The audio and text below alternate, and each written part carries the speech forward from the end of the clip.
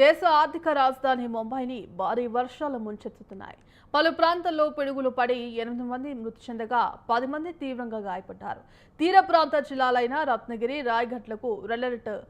పాల్ఘర్, ఠానే, సింధుదుర్గ్, పూణేలోని కొన్ని ప్రాంతాలకు వాతావరణ శాఖ ఎల్లో అలర్ట్ జారీ చేసింది. ఇక అత్యధికంగా రత్నగిరిలో 88.1 మిల్లీమీటర్లు, రాయ్గఢ్లో 65.3, సింధుదుర్గ్లో 43.8, ఠానేలో 29.6, యావత్మల్లో 27.5 మిల్లీమీటర్ల వర్షపాతం నమోదైనట్లు అధికారులు తెలిపారు. ఇక కేరళలోనూ ఎడతెరిపి లేకుండా కురిసిన భారీ వర్షాలు లోతట్టు ప్రాంతాలను ముంచెత్తాయి. పలు చోట్ల చెట్లు, కొండ చర్యలు విరిగిపడి పలువురికి గాయాలయ్యాయి. సముద్ర తీర ప్రాంతాలు కొత్తకు గురవుతున్నాయి. ఇక పరిస్థితి తీవ్రత దృష్ట్యా కేరళలోని 5 జిల్లాల్లో విద్యా సంస్థలకు ఇవాళ సెలవు ప్రకటించారు.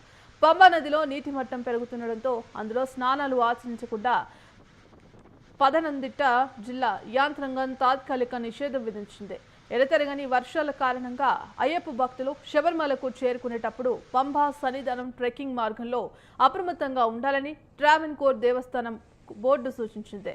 ఇక పలు జిల్లాలకు ఐఎండీ రెడ్, ఆరెంజ్ అలర్ట్లను జారీ చేసింది.